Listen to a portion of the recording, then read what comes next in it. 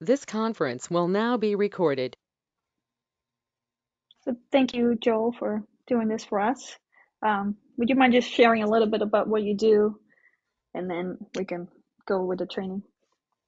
Yes, sure. So I'm the director of operations for Remax Real Estate here in Lehigh Valley, Pennsylvania. It's consisted of three big towns: Allentown, Bethlehem, and Easton. We have two offices, one in the Lehigh County, one in Northampton County, and I believe the last count we have about 100 agents. So my role is I oversee all the operations of the office. I'm in charge of all the services that we provide, including marketing, um, training, and everything like that. I do a lot of one-on-one with agents, and I also oversee database management. So we are very big in our office on having and utilizing a database, but we help our agents manage those so they don't have to do it on their own or try to figure it out. So I do a lot of training on kvCORE. Before kvCORE, we had Booge. Before Booge, we had Top Producer. And so I'm very big on uh, customer relations management system. We have a philosophy here. We're a ninja office. If anybody's heard of ninja selling, one of their big takeaways from that is that marketing creates awareness, and client relationships create business. And so that's our philosophy here, and that's what we try to help our agents to achieve. Can you all hear me now? Yeah.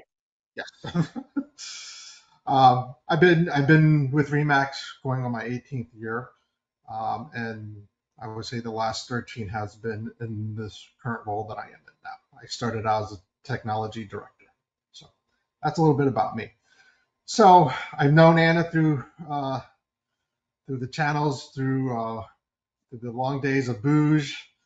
We kind of fly in the same circle, same mastermind groups, and so she asked me to do this presentation today. And when we were talking about doing this, instead of showing you like how to upload and all that kind of stuff, I wanted to show how my agents use a kvCORE to give you some ideas and how to utilize it. Um, is I guess my question is, are you utilizing the product, or do you find it difficult? Do you have a hard time understanding how to use it, or um, in what real life scenarios would you use it? Ask that question to anybody, or Anna, you want to answer that? So I would say that some people here have dabbled on it, some are too intimidated, and some would like to learn more. Yes. And I find it frustrating because just the simple things for me when I go on, what I would think that would be simple is turns out to be more difficult. Yes. So I don't know if that's just my inexperience because I'm an old dog. This is a new trick, but I would like to get to the point where I'm automated more. But there's so much information that it's just getting. I need to dial into where I need to go, I guess. So baby steps, I guess. Can I ask you a question, Lori? Did you use Boost? I tried to use Booge somewhat, but no, I guess not. Yeah. I So, did attempt it, but it was, it just some of it didn't work at all. I felt like, and then other other times I just felt like it was just a waste of time. So I was very heavily involved with Booge. I was part of a committee that would meet with them, pretty regularly over testing and glitches and things like that and feedback. And it certainly had its hiccups and wasn't as smooth as it should be. However, it was a lot easier to learn than I felt than kvCORE. But kvCORE it's so everything's so intertwined with it. So it's like you have to learn them in pieces um, to get the whole concept of it. So like with my agents, I've always felt, and our philosophy here at our office was, as real estate agents, you didn't get in this business to be tech gurus or marketing gurus. You came here to, list and sell homes, right? And so we in our office, we took the brunt of that out for the agents and worked with them on how they want to utilize it. What is their vision of it? And we found that once we got them up and running with it, they took off with it, and it was a lot easier. It's still a lot, even for myself, and I've been doing this for many years, and now on my third system, there's still certain things I scratch my head and go, why did they do that? Like, things like that. So I'm going to go through some basics. I had to apologize. I was having issues, so I had to get out in and out. So I didn't hear everybody's questions as far as what they wanted to learn. But I thought I would show you how some of my agents are using it. Excuse me. So let me pull this up. I wrote down the questions, so as we go, I can let you know. Okay, hold on. Let me, and I'm not used to this software, so hold on this program. So can everybody see my screen? Yes. Okay, all right. So when you log into kvCORE, and I'm assuming everybody knows how at least to get in there. Let me ask a question to everybody. Do you have people in your database already? Like everybody has some people. Okay. So I'm gonna just assume that you do, and if you need help with that, just let me know, and then I can cover that stuff. I'm gonna assume that you have people in there.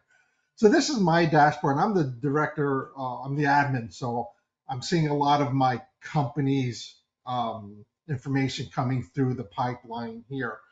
But and in this view, and I'm going to just tell you what I feel is the benefit for people and the tip. So here, the only thing I find value in here that I use normally is we do in our office, we have a thing called Flow. It's a ninja thing, but for our agents, we send out a weekly email blast to their database called This Week in the Valley. And so with that or any campaign, what I use this window for is where I would see how that campaign is doing. So for example, I come here to, most of you will just have your name there. You can come down here and see activities one by one. The only thing I ever look at or my agents ever look at is the email events because it will tell them who's opened up their email. So if you're doing campaigns or anything like that, you can get an idea of how many and who has opened that email. Um, Besides that, if you leave it at all activity, it's going to just show you what people were looking at from your website or what triggered a property alert or anything like that that's associated with you. So you can come in here, you can see what they looked at. Um, Here you can see I received a lead this morning. I can email them right from here or do a video for them right in here. And talking about video, you get 10 free with kvCORE with BombBomb. If you want, that only works with one-off. So if I just wanted to do a video for this particular person, I can do it. I can't do a video for the mass unless I subscribe to the premium, which is a $30 a month through kvCORE, which is still cheaper than going to BombBomb directly. But that's the main thing I have on this page. But when you come to your CRM, one of the things that I feel is very important in here or if you want to organize your database. So for example, you will see, I'm going to show you. So for Hey, Joel, example, I when have you, a question. yes, Is there a way to kind of still use your BombBomb account in kvCORE? Like maybe embed the video or something like that? um, the beauty between the integration is that, and you have to talk to them about how to integrate your normal account into kvCORE. Because the beauty of it is if you're doing a campaign, for example, and you're installing a video, it connects to BombBomb. So when you go and you play, I want a video, it's going to open up a window with all the videos that you did in BombBomb on there. So if you have your own account, you'll have to reach out to kvCORE to see how you can connect those two if you're already paying for it. Because I believe when you pay for it on your own, I think it's a yearly subscription. Right. So that, I know I had one agent who decided he'll just wait till his finishes and he didn't want to go through the hassle of connecting them, but that's what you would have to do. Okay. Thank you. Mhm. I haven't found an easy way to do it on my own to connect something that you already have. It wants you to like sign up for it again. So maybe if it sees the same email, it'll do it. I don't know. I don't have too many people in my office that Have utilize. their own account. Okay. So the important thing about a database is what I tell my agents is two things that are important. One, a lot of people just have a Rolodex. That's what it is. Um, but I tell them to think of categorizing, um, how to separate them so that you can do certain things. So hashtags is very important. Um, and so some of the ideas that our agents have done is, uh, some people do the normal past client, referral, sphere, client, and those are fine. But I'll challenge you to think of going beyond that, right? So what would you like to do with those people? So for example, this is one of my agents' hashtags, and as you can see here, he breaks his down by the year of the settlement. So he wants to see who he sold in 20 so far in 2023. He can click on that, and here's all those people. He can go back to 2026, 2016, and have that information in there. So that's one way of looking at it. But if you notice, he also breaks them down by where they live. So Allentown is one of the big cities here, so he has that broken down there. You can see wherever they live, he does a hashtag. And the reason why he does that is he sends out a market update. And it's easy to send out a market update. When he sends it out, it's very specific. Like our MLS does a market update, but for the county. And if he wants to do a market update for a specific area so that it's for those people, this is how he does it. So if he, for example, he has here, Bethlehem West, he can do a Bethlehem market update that's specific to that area. And this is an easy way for him to just reach those people. So you'll see he has a lot of them broken down that way. He has them also by developments there as well. Um, this gentleman here, you'll see here in the beginning, he has his hashtags, they're broken down by property anniversaries. Now, in our office, um, we handle property anniversaries as a service to our agents. We do a thing called real estate reviews. So he can go in or I can go in and say, here's the September property anniversaries. He sends out a property real estate review to those people on their anniversary. He calls them, he lets them know. This is how he organizes that information. He has an assistant that says, here are all the people that you have for the month of September. And these, so he has a whole month to get this real estate review done. However, kvCORE has built in there an automation to send people the property anniversary email or text blast that says, "Hey, happy, property anniversary, happy anniversary on your home sale," and blah blah blah.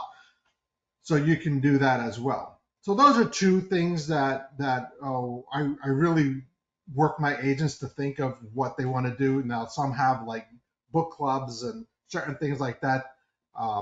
Another good idea that one of my agents has when she breaks hers down by the town, if there's an article related to that town, for example, we had one recently. There was one of the towns had something happened with their property tax.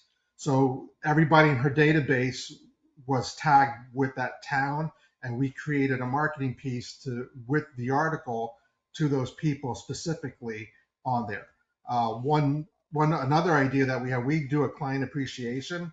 So a lot of my agents have that as a tag, and so when they're doing, we're doing a carnival in a couple weeks for those who want to not just send out a postcard invitation, they want to do an email invitation. I know exactly who's getting that invitation because they have that as a tag.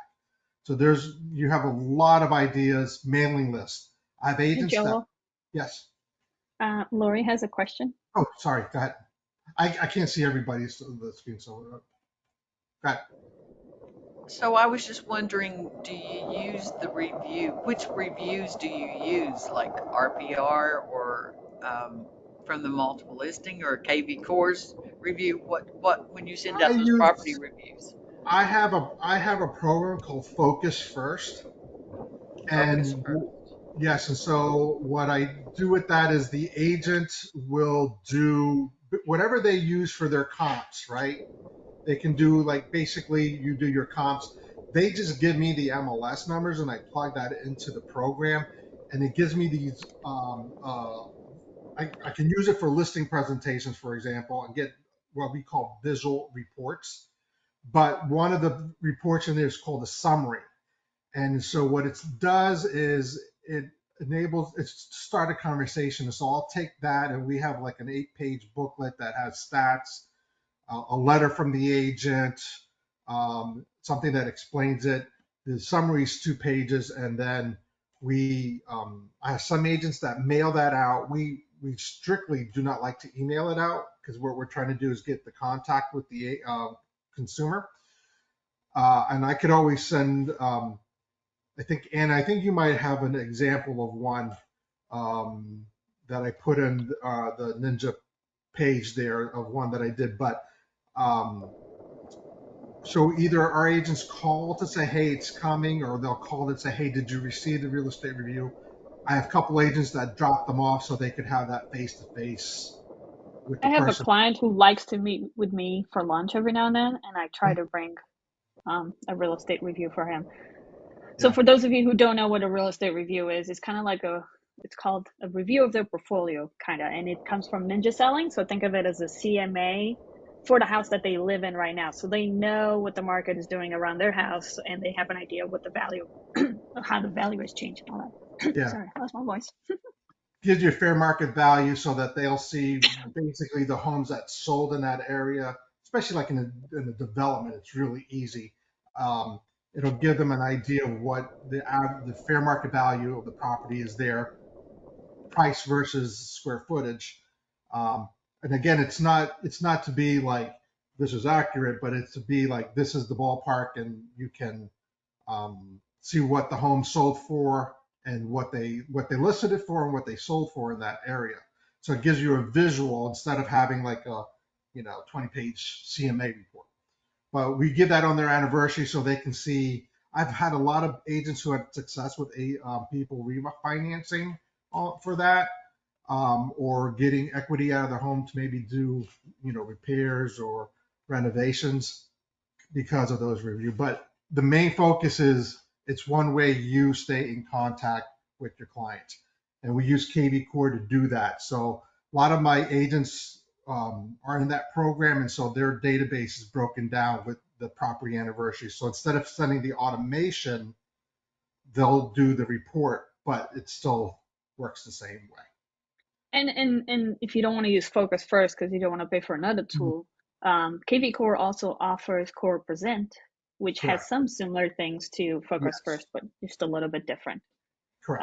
And it stays saved in the system under your contact. And then when the time comes, you can just go in there and review the most recent comps, do an update, and just send it directly or print it out and meet the person in person, whatever you want to do.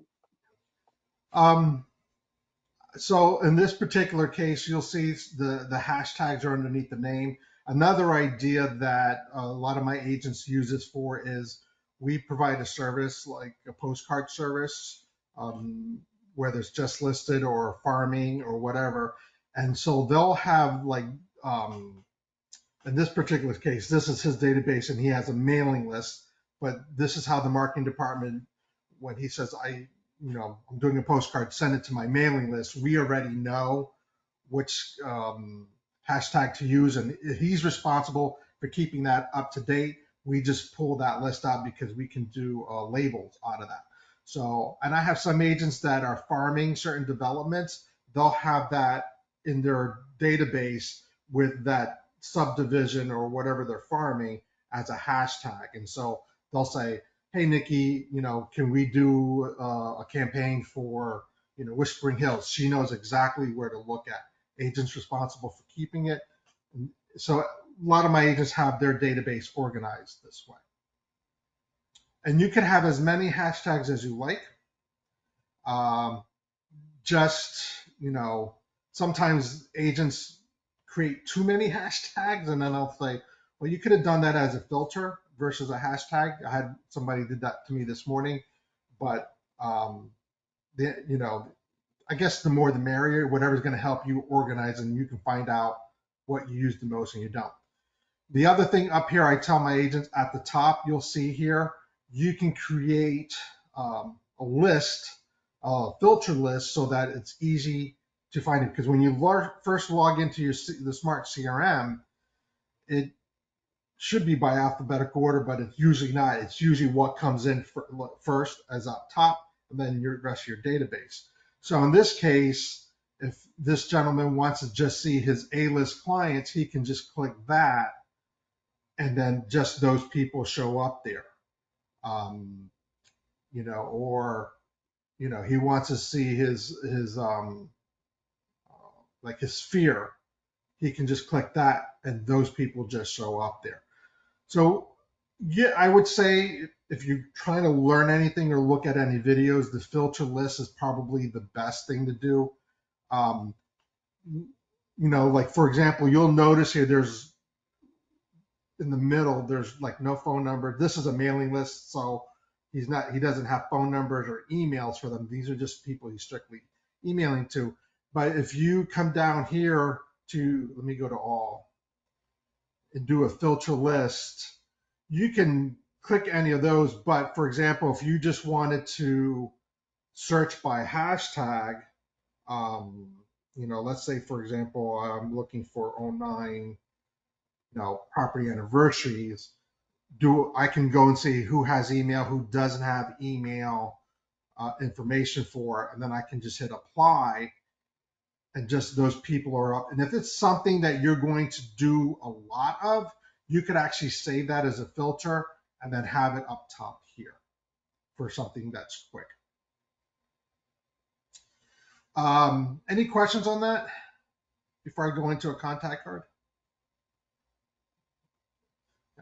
So when you're in the card, what I find a lot of my agents have confusion with is what is that person looking for, especially if a lead came in, right? So I always say go to the bottom and work your way up. So whatever started or whatever triggered is here. Now, I will say in my office, we turned off all automation. So typically, if you put in a new lead, and this is a problem we had when we switched from Boost to this, when everybody came over from there, it came over as a new lead, and a lot of automation was happening that should not have happened. But we had the new lead automation turned on. So I turned off all automation till an agent says, I'm ready to have it on. I'm a strong believer of looking at automation in a way that it's you, right? Because it's very canned.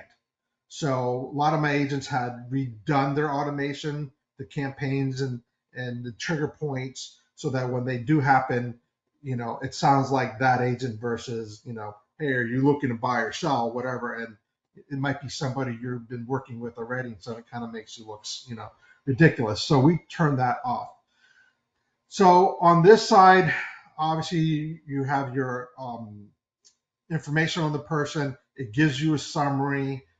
You could run a validation, which basically will see if there's any information out on the internet on that person. As you can see, I ran one here. It pulled up my name because this is a fake alias I did, but I used one of my emails. Is it always right? No, because it said I'm a female right there, and I'm not a female, obviously. But sometimes it'll give you what their social address is or things like that. I don't know how your office is set up, but down here, I use this a lot for, I do have agents that will not work rentals. And I have a pond set up that if, uh, or a lead routing that all rentals go to certain people. If it's coming from a certain place, it comes to me and I sign that out. So if the lead comes in, sometimes one slips through to an agent who does not want a rental. They'll come in here and they'll transfer it to me, and then I'll transfer it to those who are on that list. So if you have something, I don't know how your office is set up, that you don't want, you can, transfer it to another agent or Anna or your admin or whatever. Whatever the policy is over there, or you can share with somebody. So let's say, for example, you and another agent are sharing this person. So that way the information is the same on both. This is how you would do that as well. And you have two options. The other person can view and edit, or they can just view only. So let's say, for example, you're going on vacation, you have somebody covering you, but there's activity with this person. You can share this with whoever is helping you out and just do view only so that they can maybe get their phone number, email, and things like that. Up here is the journey. I'm not very fond of the journey. Joel, Yes. sorry. Sharon has a question. Oh, yes. And I So is it apologize al- because it's behind my it's a- window. so the validation one, is that always there when you go to transfer it? Does it automatically come up, or did you have to click on something? It usually does one on its own, but if it doesn't give me a lot of information, I'll rerun it again myself. Okay, thank you. And I mean, I've seen some where like not enough information's come by, and I've seen some that, wow, that was a little bit too much information I needed. Um, like their Twitter handler or whatever, and I was like, it's crazy, but I've seen it work both ways. Um, so here's where you could add the hashtags.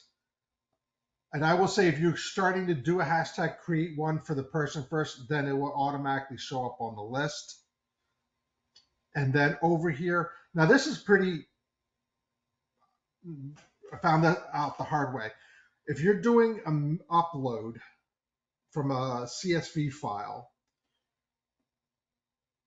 and there's a spot there that says, do they opt in for email, text? There's three things. I forgot what the other one is. And if you don't put yes on that and you upload it, what happens is you'll see the email, but it's really grayed out. That means they're not going to receive any emails at all because the system is saying the person did not opt in to receive those.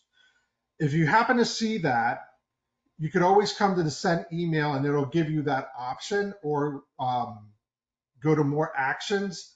Here it says unsubscribe, but you'll see where it'll say subscribe to email. That's how you turn it on. And the same way, when you go in and you add a contact, call, text, and email. If you do not turn these on, it doesn't matter if you have the phone number or their email, they're not going to receive anything because you didn't tell the system that they opted in.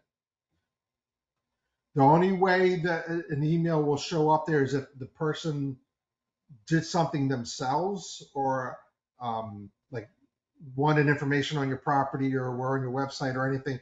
Those will be turned on because they initiated it. But if you notice that it's grayed out here, check here to make sure that that's turned on. What if the person unsubscribed?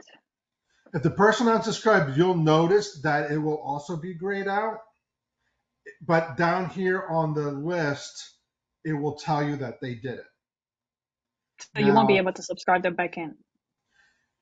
you can. I've been successful, but I always look through this middle part to see if they did it or if it was bounced. Because I've seen some where the system bounced them back and they didn't unsubscribe on their own. But if I see that, subscriber unsubscribed or stopped it, then I leave it alone. I don't turn that subscription back on. But you can turn it back on if they did it by accident.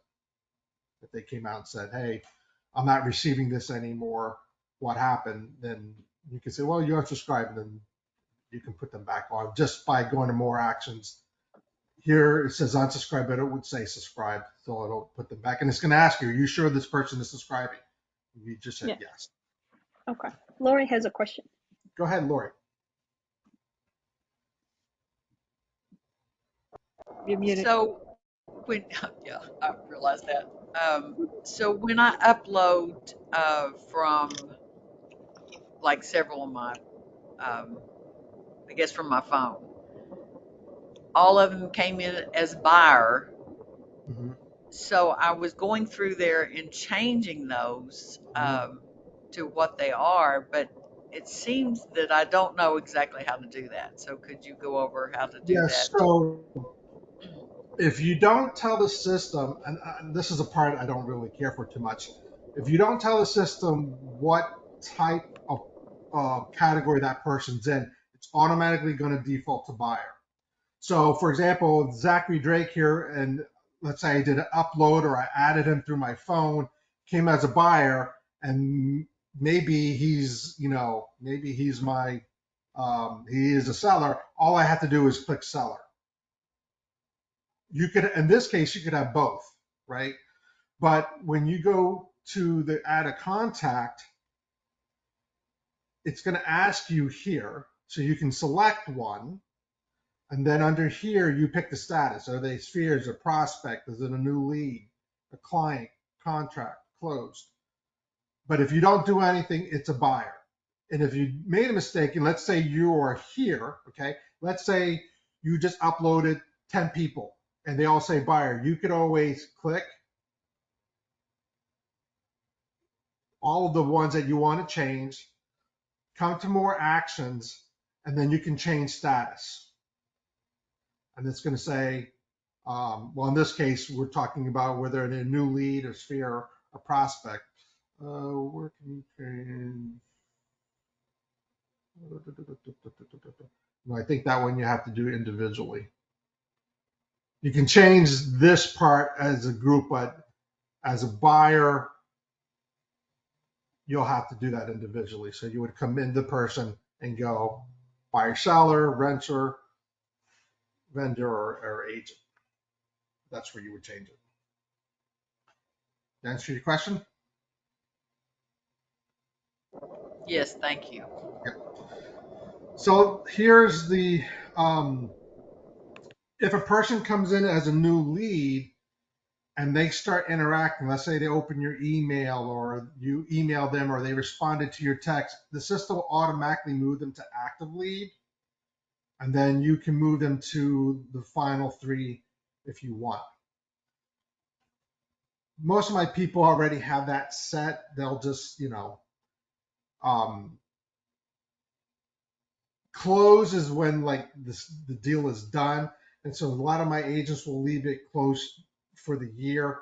And then when the new year starts, they're moving that close to changing them to a client because for some reason they don't like them just staying closed for everything. I want to put them back in the rotation of client. Over here, you have some options and that are pretty cool, which is search alerts, active campaigns, market reports, core present a listing, valuation, and sales report. So we just did a class here on last week. I did a class on playbooks, but part of that was doing search alerts, and here's where you would do it individually. So with search alerts, I'm going to come over here. You're able to. You'll notice that a lot of leads that come in might go into your site and set up their own search alerts. That's why if you look at some of them, some of those people, and you didn't do anything, but you notice that there's something here already that's highlighted, that means they were either on your website or you've been assigned to a lead who created their own search. Now, I've been telling my agents this, and I'm slowly winning them over, because most of the time people send search alerts or properties through the MLS. I'm assuming you guys are doing the same thing, right? And I challenge my agents to get away from the MLS and to do it through kvCORE. The reason why is because everything's interconnected with kvCORE. So if you have that set up, and I'll talk about playbooks a little bit later on, but let's say, for example, Anna can go and say, hey, I have a new listing through kvCORE. She sets up a playbook and says, I have a new listing in kvCORE 123 Main Street, and I'm going to send it out to the whole entire office to see if anybody has any buyers. You, as the agent, get that email. You can click and say, do I have any matching buyers, right? And you click that. What it looks for is people in your database that have alerts already. And if that property matches anything that is under their alert, it will say, hey, Lori, Anna has, or Anna can click that button and say, hey, Anna, you have 2 clients in your database that matches Lori's property. Now, what we're noticing here is a lot of consumers are doing their own search alerts. So it's, you might see the name, you might go, who in the world is that? But it's somebody that came in as a new lead into your database, or one that you might have set up, and just say, hey, you have somebody that matches this property. Another good thing to do with search alerts is to reactivate maybe a lead that's gone nowhere, or if you got new leads coming in and you responded to them and they haven't done anything, you can set up an alert for them if they haven't done it already, to see if it will trigger anything, and if it doesn't, get rid of them, right? So how do you go about doing an alert? You can either, you can either add one here, or up top here it says alerts. So either one. Now you'll see I can't add any more here because I have 2, but we're going to take one away. I can do 1. So can I deactivate 1? Do that. And it's pretty, how do I, hold on, I want to delete 1 so I can,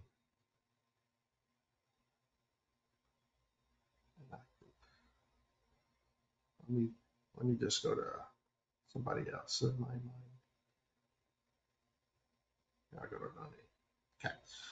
So I get to activate that alert again for that person. It's a fake person. Okay. I did it for my training class. So you can hit add, and you can do it by city, zip code, or you can draw a map. So let's say maybe it's somebody, a new lead that came in, and they wanted, they were looking at things that were in Allentown. So I can come here, I can do maybe the whole entire county. That way they get something just to see if they're interested in that. You can say, I want them to get it, ASAP, daily, once a week. You can CC yourself so that you see what they're getting. I actually had interesting situation this week where somebody referred a client to one of my agents, but they wanted to see what the properties were as well. So we put that agent's email in here for the referring agent in here so that she would get a copy to talk to her client that was moving here. Here you have your options. Now, I will say, let's say, for example, you do single family or townhomes, right? I'm going to say this next part is very important because obviously I didn't pick rental, right? But we all know some homes or single homes can be rented out. A lot of townhomes in our area are rented out. So I would put a minimum in here range. I've seen a lot of agents just put a maximum and then they want to know why they got rentals in their feed. So put a minimum here, and then that way it'll alleviate any rentals that come in. And then here are other, now again, the more you fill out, the less your list is going to be. So just you keep that in mind, but these are options you have.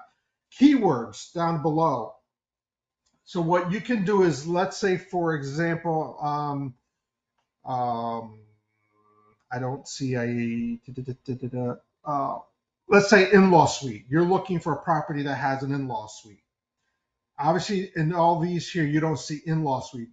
But if you put that as a keyword, what it will do is the homes any homes that have in-law suite in the property description will be added to your list. And then if you hit set alert, what that will do is, I don't want to activate it for this person, but if you hit set alert, that means from here going out, any of the properties in here are going to follow this particular rule, right? So if I just hit set alert, that means next week they're going to start getting the list. If I happen to hit save and send, it's going to follow this, but it's going to send it automatically. It's going to send it right away, and then it's going to follow this particular rule. If I were to do all this, I would see my criteria right away. So I can see what it pulled up. And usually it'll pull up 6 properties, and then it will give them a link to view the rest on your website. So it's going to connect to your website. That's why I kind of like this versus the MLS, because usually the MLS is just, they can click on it. You'll know if they like it or not. But now this is taking them to your website, and everything is interconnecting. So that's what property search alerts are. Campaigns are if you have them on, you want them on a special campaign. So I have some agents who created their own buyer's campaign so that it's branded to them and it's their verbiage and their links in there. They have that set up so you can say, anytime I get a new lead, I want them to get my campaign. This is where you would do that. Market reports, all you got to do is put the area code in.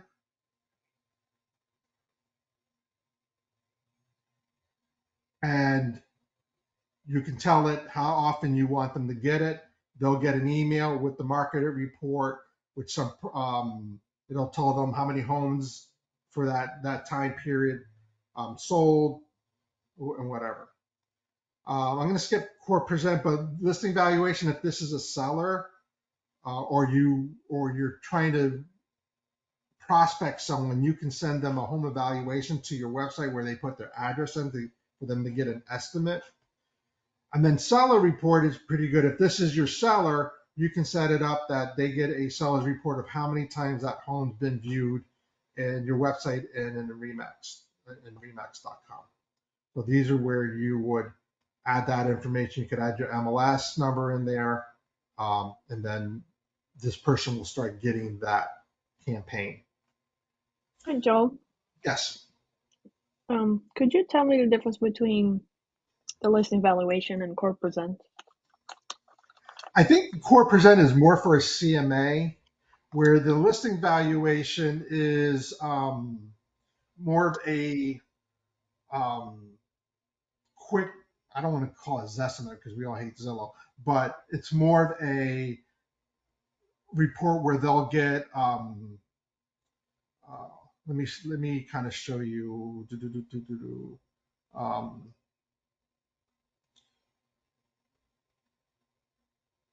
so if I put my address in here, you know, this,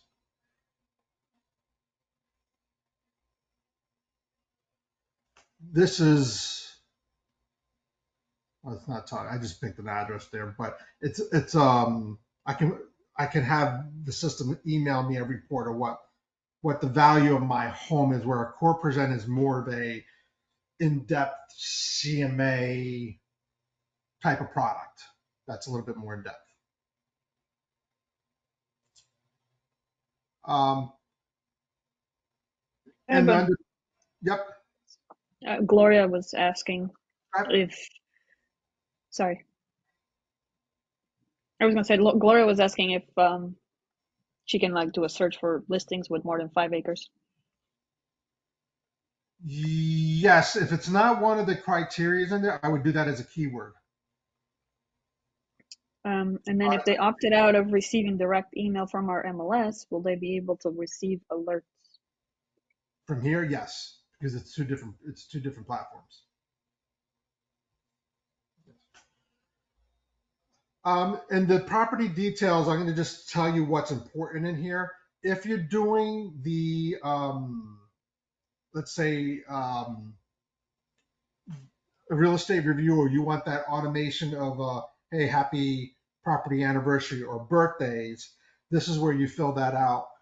If you hit edit details, this is where you will put the closing of the property.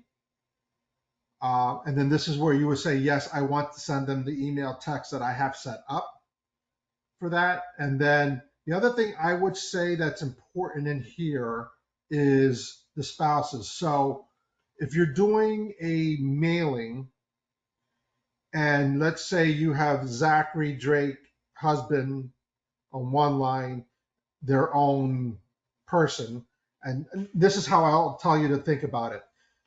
Sometimes I see a lot of people do Zachary and Marie Drake, right, under one contact card. If you're planning on sending Zachary and Marie, let's say, an email blast or their own search things or whatever, I would have them in two separate contact cards. But if you wanted to do a mailing, well, then it's a pain because, they're separate. This is where if I had, let's say, Maria Drake on her own contact card, I could put her information into the spouses here.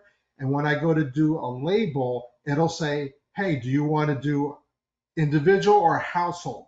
What it'll do is it'll recognize anybody I have here as a mate, and then it'll give me the option to say Zachary and Maria Drake for the mailing label. Hope that Are you makes sense. saying that you have a contact created for the spouse Mm-hmm. and whatever the client's name is, Mm-hmm. but when you go create a mailing, because the spouse's name is under the main contact, there it's going to recognize that it's kind of like a duplicate and not print the label for the spouse? So what it'll do is it'll give you, you'll look at it, you'll have a duplicate, but you can remove the duplicates at that point before you go to print. But it will alleviate you having to figure out having Zachary Marie Drake, and then, this is how I say to look at it. If I'm not sending Maria any content, right? So for example, I use this, for example, we use This Week in the Valley, right? Or Lolo, which is a gift program, and they use kvCORE to manage it. If they're not going to get each individual those two emails, then yeah, put them under one. That's fine, right? But if you have Zachary and you want Zachary to get the email and you want Maria to get the email, then you need to have them on separate because it's only going to recognize the primary email. If you're going to do that, then make sure that you have the spouse in here so that when you say, I want households, now what's going to happen is it's going to show you Zachary Drake and then Zachary and Maria Drake, and then it's going to show you Maria and Zachary Drake. You just delete the one before you hit print and then get rid of that person. So, but they'll be underneath each other, if that makes sense. So it's a Okay. little And bit work, but it's. so what would be the point of having the spouse's email in this section here? So for a lot of my agents who do mailings and they want the mailing labels, you can do mailing labels out of here. So they'll go to my marketing department and say, I'm doing a campaign, a postcard campaign or mailing, or we're sending client appreciation invitations. Can you pull out my mailing list? She'll pull it through kvCORE and it will say Zachary and Maria Drake on it I was versus, asking the email. oh, the email. To me, there serves no purpose because the only thing I would say is if you to me serves no purpose to have it there, but they have a spot there for it. Well, it has the spouse's birthday. Like, would it send an email or a phone or a text message for the spouse's birthday? No, What's the no, point of having it in there? I don't. Good question. I think they needed to fill the space because none of this will trigger anything at all. It's only going to, if you didn't want to have a separate card for them and you maybe sent yourself as a task to, hey, Maria Drake's birthday, and you came to Zachary Maria Drake to see when it is, you can do that. But if you notice here, for example, here's birthdays, right? Up top here, it has send birthday email text. You notice it's not down here under the spouse. So it's not going to do anything but hold the information. To me, it's a waste of white space. The only thing to me So that's it's always important is the first and the last name so that you can do the mailing. so it's always best to have a contact for each person, If but you if still you're have their name filled out if you're in each going to do if you're going to do contact for them that are separate. Um, One other thing we teach here as a ninja office, I forgot to bring this up. If you go to more actions, you can go down to the bottom where it says communication. You can find out if that client or that person is friends with you on Facebook or any social media. We kind of tend to have agents do that so that they can not necessarily, I would say follow them, but see if there's life changes, right? Because one way that you can stay in touch with them is, um, oh, they're having a baby. Okay, instead of me just giving a thumbs up, maybe I want to write a card or call them and congratulate them. So some of my agents use this to see if they're friends with them so that they can just view any life changes on them. Yeah, so when we first started, I was recommending my agents to on when they first log in, it gives you like the 10 daily calls to do or whatever it is as a Mhm. recommendation. So I was just saying, take that to start organizing your database. So if you haven't done anything, you can use Mhm. the daily calls and go through the list there and try to Mhm. update it, set them up with their actual mailing address or set them up for the market reports, for the searches, whatever it is. And then I guess if you want to go the extra step and send them like a personal note, you can go into communication and go find them on Facebook or whatever and see what happened, Yeah. and then just say like, hey, congratulations on blah blah blah, here's a note. And let's say for example you don't have their mailing address to send a personal note, you can just text them or call them and say like, hey, I got something I want to send to you in the mail, what's the best address to do it, because I don't have Yeah. it. And then you can complete your Mhm. contact information or their contact information. So a lot of my agents do notes. They try to do 2 notes a day. It's one of the ninja things, and this is one way I tell them to do that. Go through here, find them on their Facebook, and then or social media, see if there's any life changes, and then write them a note. But yeah, If you and don't know what then life changes are, Ninja Selling gives you a list of what is yeah, considered a life change. It's for those who don't know, it's, you know, what is changing in their life that might be a pain or a pleasure that might take them to maybe want to move, list their house or sell. The first IO app was built on that. If they did 10 trigger points in that, it would generate a notification to you to say, hey, something might be happening with this person that you might want to, you know, contact. And so that's when we talk about life changes, that's what we're talking about. And then obviously up here, write a note. You can leave a note here, pin it at the top. This is really easy if you have the mobile app to do it real quick. You could do that in there. So one of Lori's questions was Mhm. how to log a call if you use your own phone number to call. If you're using your own phone number, Yes, instead of using the app to make a call. So Zach's account doesn't have that option because it doesn't have a phone number.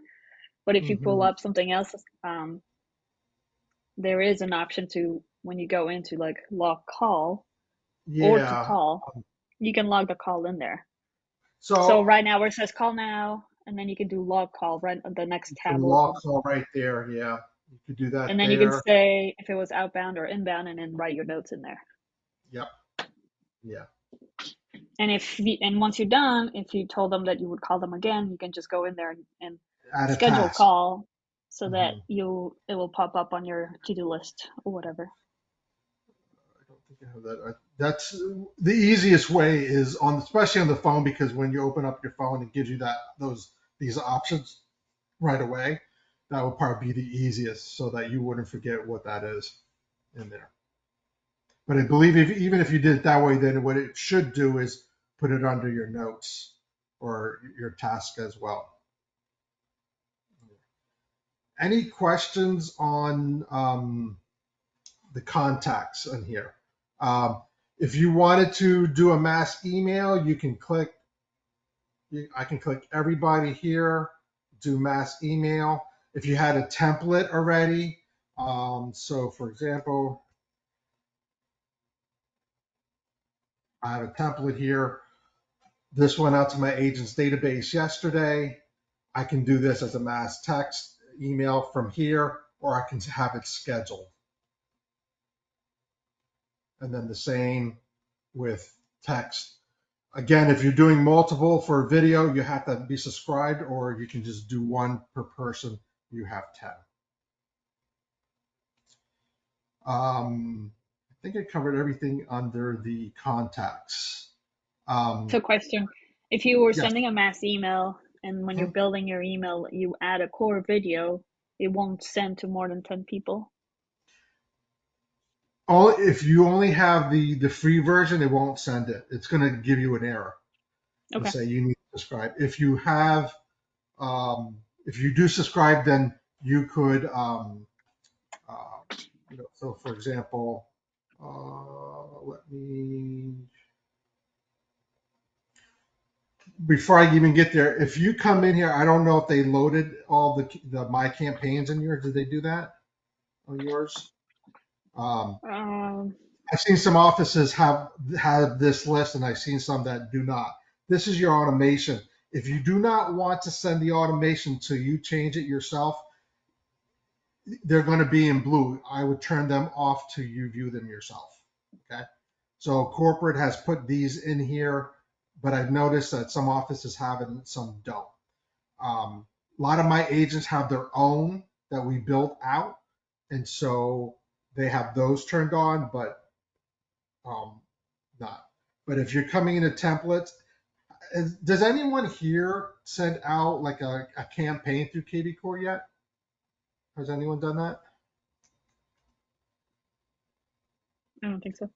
I don't think so. Okay. So I build maybe okay. So you, I build one for my agents, so it's kind of nice because I can build it on the office level and it trickles down to all my agents if they want to use it. Now, for those who want to use it, we send it out to their database for them automatically. So, for example, this went out yesterday. I kind of showed you part of this. It's already set. And then what the agent does, if they have their own branding, they come in here and they can change the headers if they want to their branding. And if they want to change anything in here, they have the opportunity to change it. However, if I wanted to, you were talking about video, I could always drop it in there. Now, I don't subscribe to the thing, so when I click on it, it's going to tell me I can't do it because this is going to go out to more than one, or I could upgrade. But if my agent had upgraded, there, when I click that, it's going to give me a list of videos that they had uploaded to BombBomb on there. Could you possibly add like a YouTube link to it? You can, so when you do that, you can come over to video.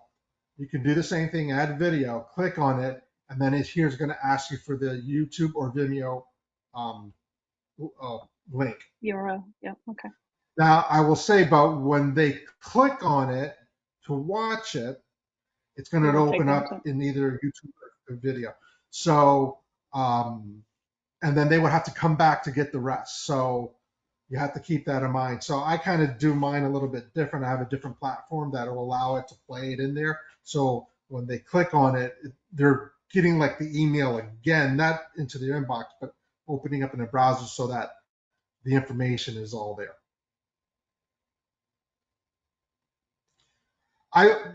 For me, this was a big pain in booge because I couldn't do it. I had to do it individually for those who wanted it. Where the office now can create their own and it trickles down to everybody in there. So, and these are the options that you have. You can put buttons, text, and things like that. If you know HTML, you do that as well. But yeah, so then they can just go into their account and then send it from there. Now, the play, I wanted to kind of touch on this a little bit. Playbooks, this is where I was talking about before, where if you have a listing and you wanted to promote it, you can come in here and create one. So you can create one that is on your listing, or you can create one that is on one of your agents. So let's say, for example, you say, you don't have any listings, and you say, hey, can I promote your listing? You can do that as long as you have permission. So for example, if I want to start promoting this one, I could hit start promoting. And then there's 7 things that I would do. So if I wanted to notify my office, notify specific team members or specific agents in my office, I can click on them. Here's a template. This is the email they'll get. And when they get it, they can say, find matching buyers. And if that property matches anything that is on anybody who did a search alert, it will let that agent know, hey, I have people in my database that might be interested in this property. If you do contact matching buyers, you can look at your own by doing custom lists. It will show you people that are in your own database that might match this property. Or I can send it to people by specific hashtags. Here's a text message in the email. You can alter it if you want, add a core video if you want. If you're doing a one-off, you can do that video thing we were talking about. You could do a text code. So you could actually create a writer that says, text 723, whatever this is, to this number, and then they'll get the information on that property. So I don't know if anybody's still using the box with the paper outside, the flyers. This is one way to alleviate that and do that. So I would recommend if you're gonna get like a writer with a text code, just get like a generic Mhm. code that you can reuse over and over again. So like maybe make 10 writers with text code 1, text code 2, text code 3, and then you just assign that text code to whatever listing you have. So when that listing sells, you grab that text code and that writer and apply it to your next new listing. But make sure that you update the system with the information with the new listing. That way you don't have to print new writers every single time that you have a new listing and stuff. Right. Instead, you know what I mean? Instead of doing like 123 Main Street, and then you have to do one for like 324 Hmm. Main Street, you just have Anna sells homes 1, Anna sells homes 2, whatever it is. Most of my agents, because we get our writers really cheap, it's like $10 for us. We get it by a local guy here. They don't mind having the one time. But yeah, that's absolutely right. You can do a property boost on that, which is basically going to go onto social media. I think the minimum is like 45, 49 for this, but you can do that right from there on that property.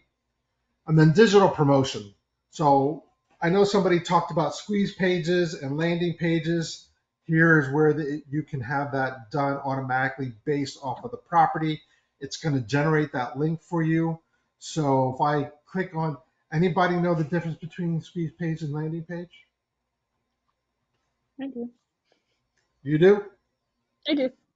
Yep. So squeeze page, this is basically, hopefully this will, one is where you're giving the information, and the other one is where you're trying to capture their information.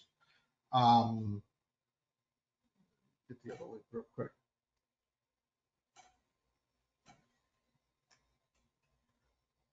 So this is the landing page. So basically it says, here's the information.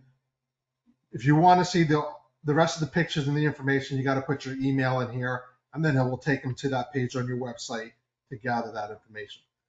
I don't know why this is not working. Squeeze page is almost like the detail page in itself, where you're giving that information. So there's people who like to, might be turned off by having to put their email in.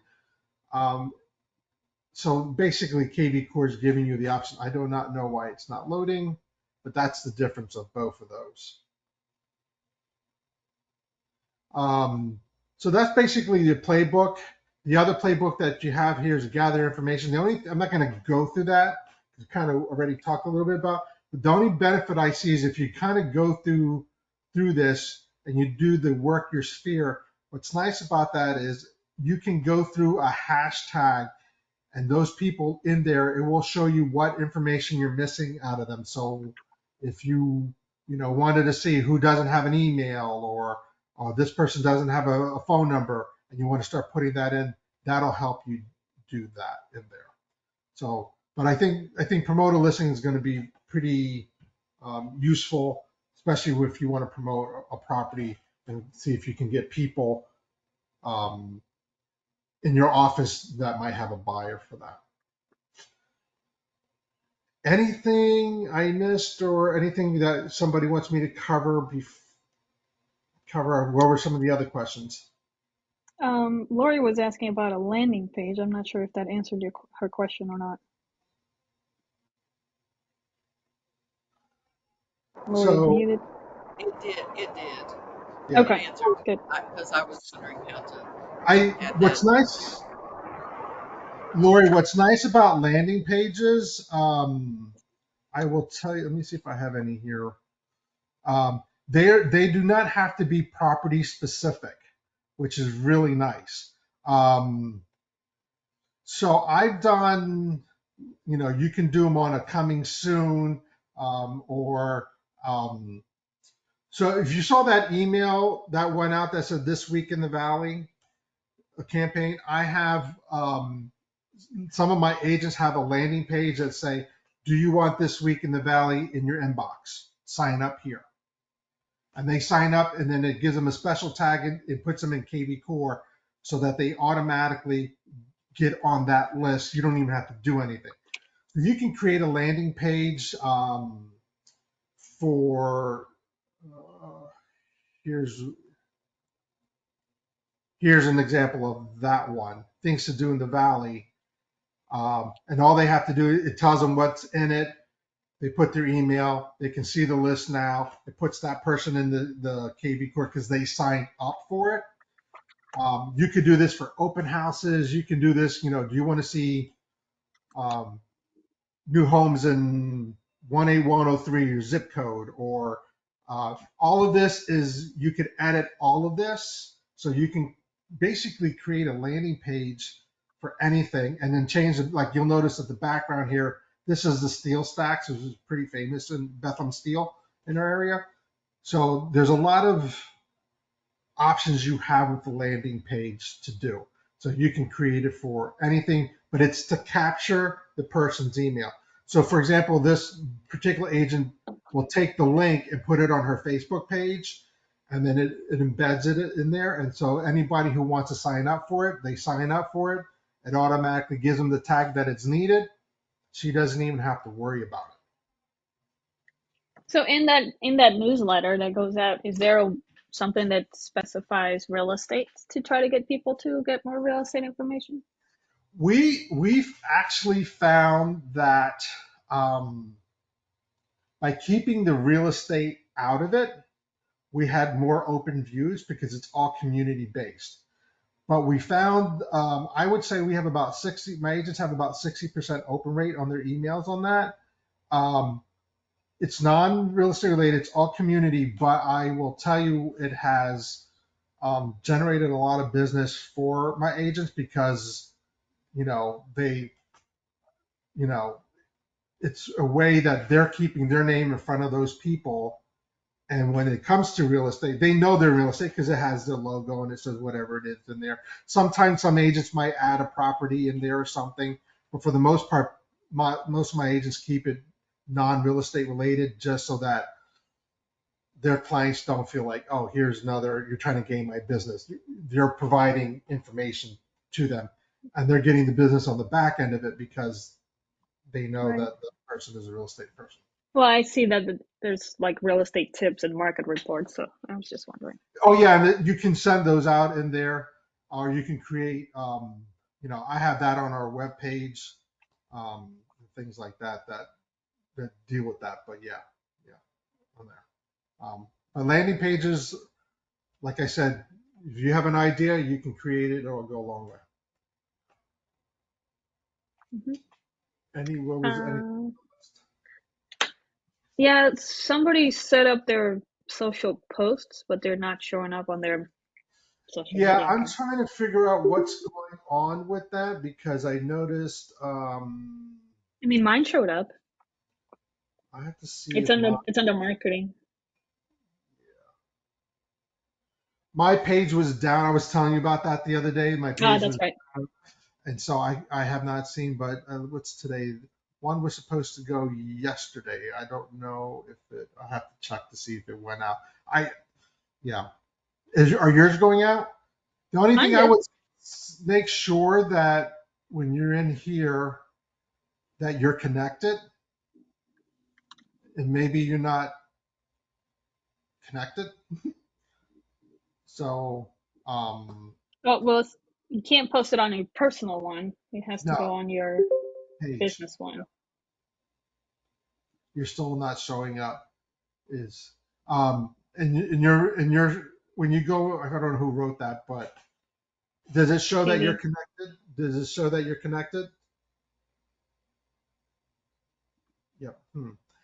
I would say what I would do is down here at the blue button, I would do a chat and say it's not showing up, and see if there's something happening on the back end. I don't know.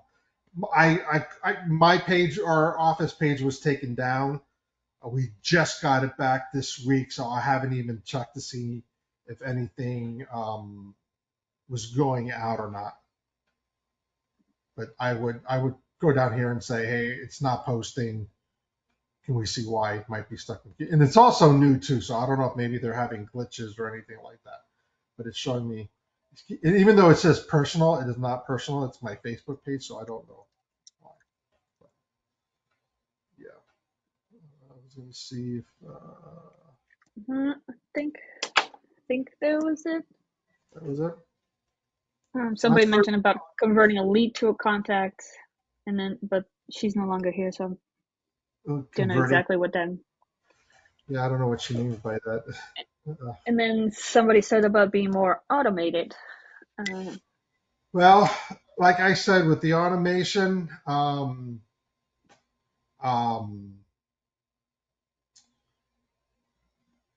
And if you want to have a deeper conversation on this, whoever that was, they can call me on it. I'm very big on the automation being your voice and you and things that you might want to add to it versus the can. Um, you can certainly create those campaigns that way to do that. Um, but basically, if you want the automation, you know, you have to turn it on here. It's usually on for everybody. I have it turned off for my whole office. A lot of my agents did not like that. Yep. Well, thank you, Joel. Yes, That was great. hope it was helpful. If anybody wants to reach out to me, Anna